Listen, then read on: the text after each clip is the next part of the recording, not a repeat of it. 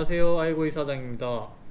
지난번 파스포츠 언박싱 후기로 찾아뵈었고, 이번에는 조금 더 이 파스포츠 휠을 구매하시는 분에게 도움이 되고자 이 영상을 제작하였습니다.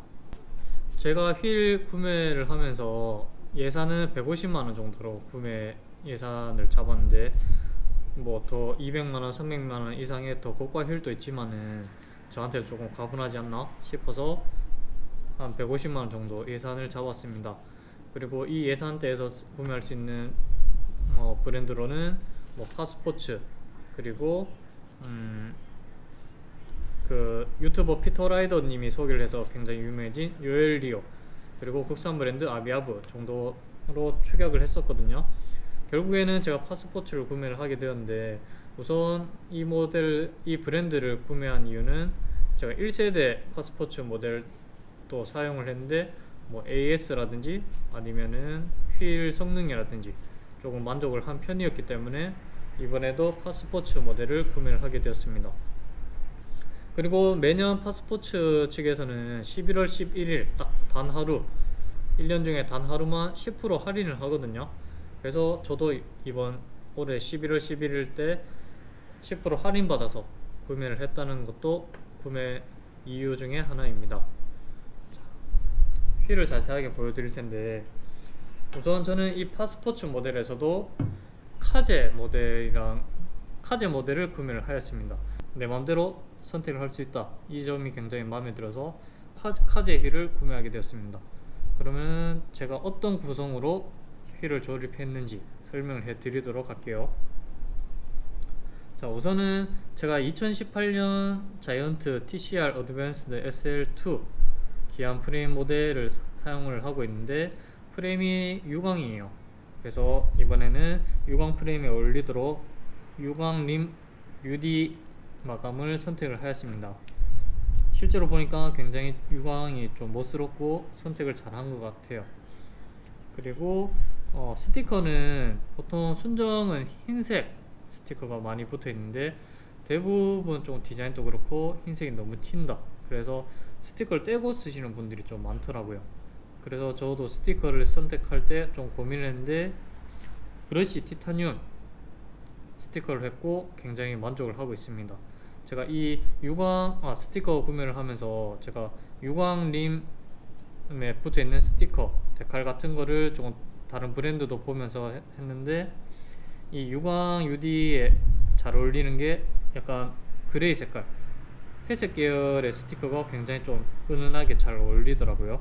그래서 제가 파스포츠에서 구매를 할 수 있는 스티커 중에 가장 어울리는 브러쉬 티타늄을 선택을 했고, 실물도 굉장히 잘 어울려서 저는 스티커를 붙이고 그냥 쓰려고 하고 있습니다.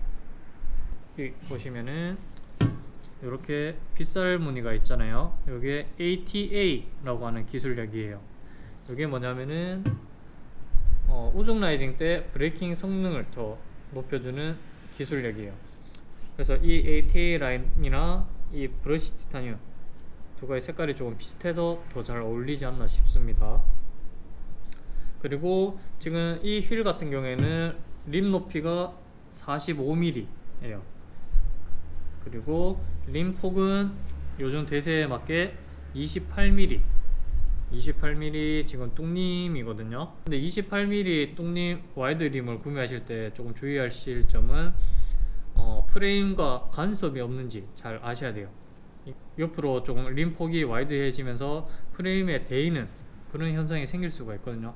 그러면 휠을 쓸 수가 없기 때문에 뭐 잘 모르시겠다면은 구매하신 뭐 샵이라든지 아니면 브랜드 회사에 문의를 하시는 게 가장 좋으실 겁니다.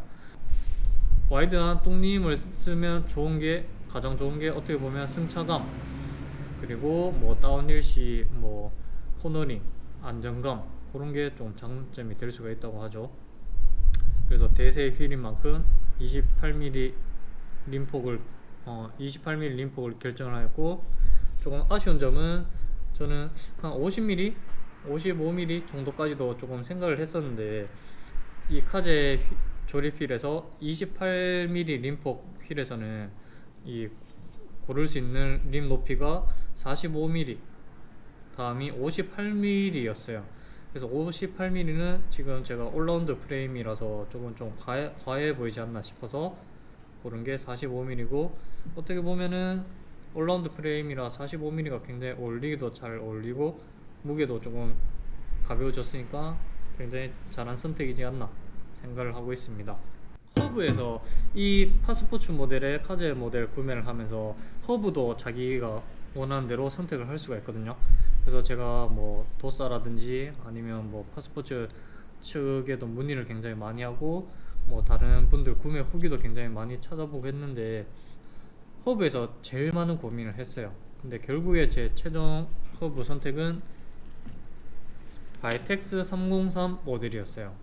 허브 판매 순위도 물어보고 했는데 제일 많은 분들이 선택하는 게 DT240, 다음이 바이텍스 303, 다음이 DT350 허브였어요.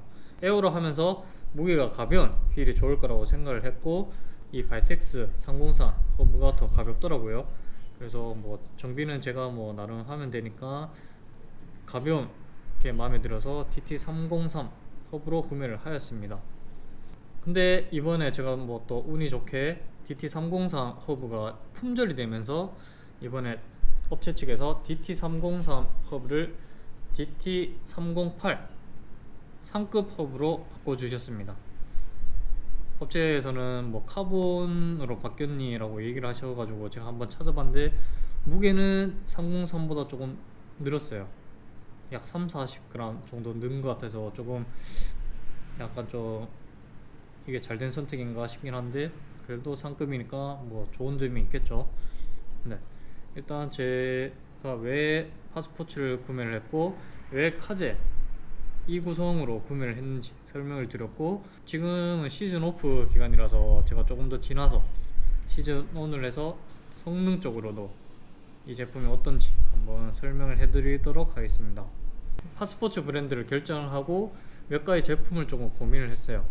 그 중에 하나가 UFO 5.5 모델, 그 다음이 S4. 방투는 사실 좀 뭐 고려는 하지 않았어요.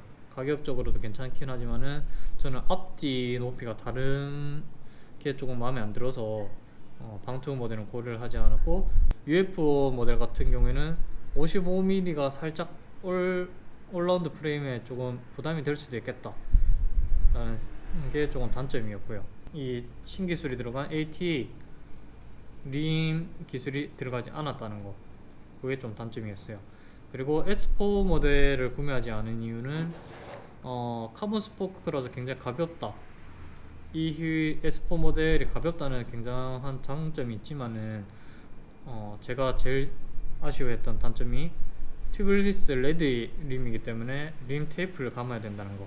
그래서 뭐 타이어를 교체할 때마다 림 테이프를 또 교체할 수도 있다는 점, 그런 좀 불편함이 있어서 S4 모델은 제가 선택을 포기를 했습니다. 그래도 파스포츠에 문의해본 결과 S4도 굉장히 판매량이 굉장히 많다고 해요. 적당한 림 높이에 또 무게가 굉장히 뭐 1300대, 그래서 굉장히 가벼운 무게이기 때문에 뭐 튜블리스 레디 휠도 괜찮다라고 하시는 분들은 선택하시는 것도 괜찮은 것 같습니다. 어쨌거나 저는 요즘 대세인 이 28mm 림을 선택할 수가 있다는 점, 그리고 허브도 제가 원하는 대로 고를 수 있다는 점, 뭐 이런 여러가지 장점 때문에 카제 모델을 구매를 하고, 다음 영상에서는 이 3세대 휠과 제가 1세대 구매했던 파스포츠 휠과 두 휠을 조금 비교해보는 영상으로 찾아뵙도록 하겠습니다. 네, 이 영상이 구매에 도움이 조금 되셨으면 합니다. 네, 이상입니다.